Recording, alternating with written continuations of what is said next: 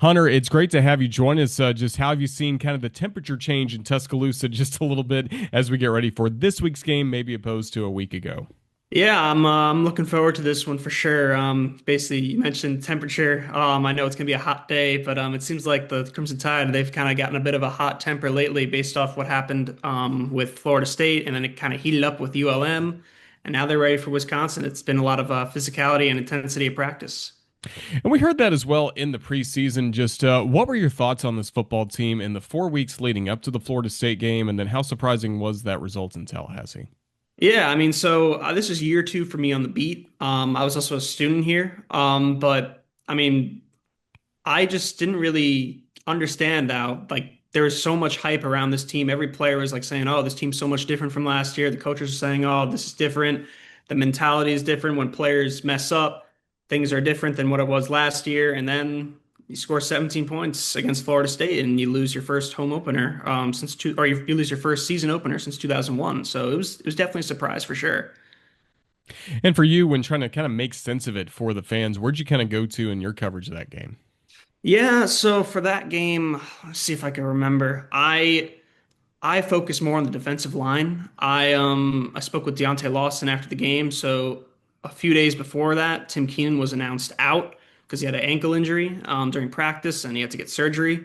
Speaking of, he's a game time decision for Wisconsin. But anyways, the defensive line they really struggled with their reserves. I believe Florida State had around 200 rushing yards, including their quarterback Thomas Castellanos. He had over 100. And those replacements, they didn't really do a great job. Jeremiah Beeman, he actually suffered a season-ending knee injury, and so this was kind of a big emphasis: is like what's going to happen with the D line against ULM. Is now you're down to your third guy, and that would be freshman London Simmons, and he did a good job against ULM. James Smith did an excellent job; he had 3 tackles for loss. So the defensive line is something that I've been really looking at, and it's something I'm going to be looking at once again for Wisconsin. And then you mentioned ULM, a 73-0 win for Alabama. What impressed you the most about what we saw on Saturday? Yeah, I mean, I think first it starts with Ty Simpson. I mean, he 17 of 17 in the first half. That broke Bryce Young's record for most consecutive completions in a single game. I think the stat is Mac Jones went 19 for 19 over the span of 2 games. So if Ty starts 3 for 3 on Saturday, there's a new record there. So I think just Ty kind of staying composed after a rough season opener. He himself wasn't that bad in the season opener. He had around 240 yards and didn't have any turnovers. But I think the way he rebounded, and the team throughout the week kind of like said like, oh yeah, he's been one of the leaders. He is a captain after all.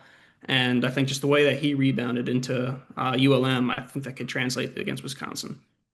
And obviously the defense as well. So much talking about energy and effort. What'd you see from that side of the ball? Yeah, I think linebackers was a big thing to watch after Florida State. Obviously, the defensive line wasn't only at fault for the rushing yards. Obviously, goes to the second level in the linebackers. Deontay Lawson, I know, had been dealing with recovering from a torn ACL throughout the offseason. And I wasn't sure if he was fully 100% during the Florida State game. I mean, the days leading up to it, he's wearing a knee brace at practice. But I thought he showed a lot more progress, and being the guy that he was last year against ULM. And the same goes for Nakai Hill-Green, and QB Reese was a surprise as well. Someone who didn't really play much last year, and he redshirted, and he did very well against ULM. So looking forward to Alabama against Wisconsin on Saturday. A lot of the news has revolved around Ryan Williams and the fact that Kalen DeBoer has said he should be good to go for this week. What does it mean to this Alabama offense to have him back in the fold?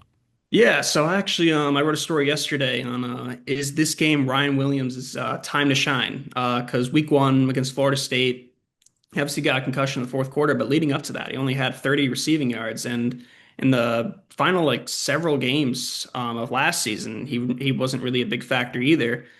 But against Wisconsin last year, he was. So hopefully he translates that and he kind of gets back to where he was. I mean, he's considered a preseason All-American first team member. It's only him and Jeremiah Smith of Ohio State that are the receivers on there.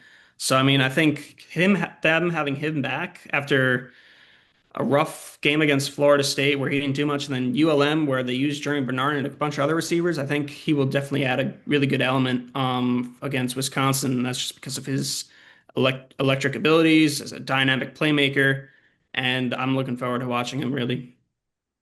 What have you learned so far about the Badgers? Yeah, so I mean, it starts with the quarterback. So for one, it looks like according to this morning, by reports by Pete Thamel and a bunch of other people at ESPN, Billy Edwards Jr., their quarterback, is unlikely to play. He'll travel with the team and he plans to warm up, but he faces long odds to play this week. He did sprain his knee against Miami, Ohio in the season opener. He's considered week to week. So Danny O'Neil, he replaced him in the season opener. He did all right. He was 12 of 19 for 120 yards and a touchdown and a pick. But then last week he was the star against Middle Tennessee and he was 23 of 27, so that's 85.2% with three touchdowns and just one pick over Middle Tennessee State, and they won 42 to 10. O'Neal was a starter last year for San Diego State, but he transferred.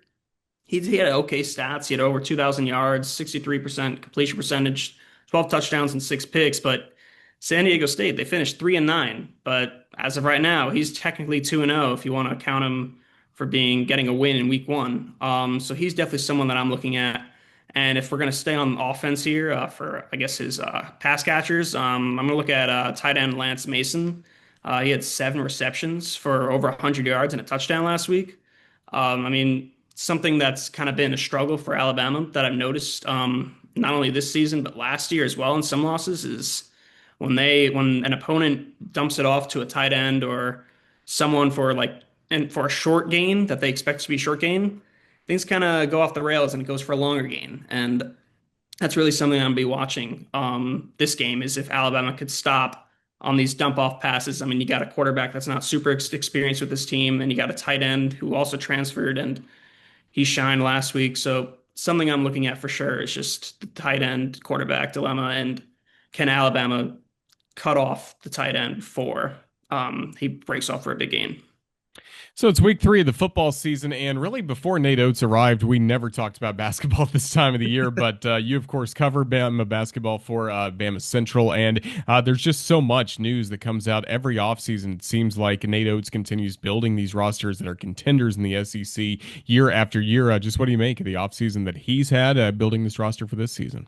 Yeah, I mean, it's exciting. You got, I think about 14 guys and five of them are returners. And one of which we didn't think would return, and LeBaron Philon, he kind of very last hour of the deadline day of NBA draft deadline day of like submitting your papers, he decided to come back. And in the weeks leading up to that, you know, you got analysts giving up their like way too early rankings and in the bracketology as well. And Alabama wasn't really featured in it. And I mean, they were, but they were kind of a lower seed, something that they were when like Oates was like first year in his first year. And they've obviously had a massive climb over the years. But then when LeBaron came back, all those things changed. Like now they're considered one of the top teams in the SEC, not the top team, but they're definitely in that upper tier.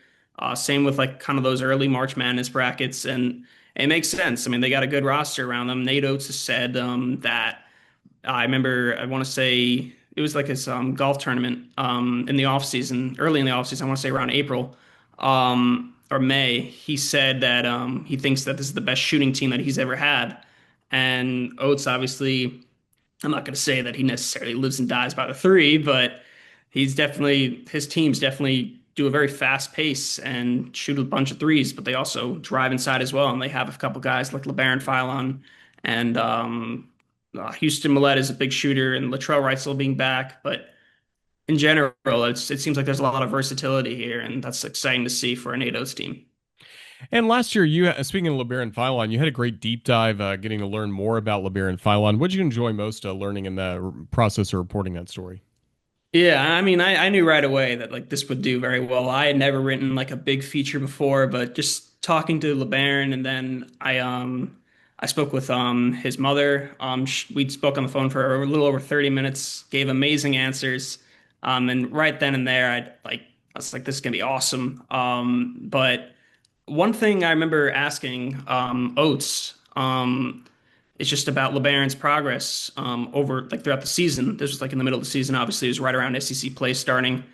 And this is actually a question I'm going to be asking him whenever our first press conference is something that he mentioned was that they considered redshirting LeBaron in the summer, and then he arrived, and then everything kind of changed. So my plan is for the first press conference for this year is to ask if there's a newcomer that kind of has that same status that you thought was going to redshirt, and now he could be a big time player. So just learning stuff like that about LeBaron is awesome.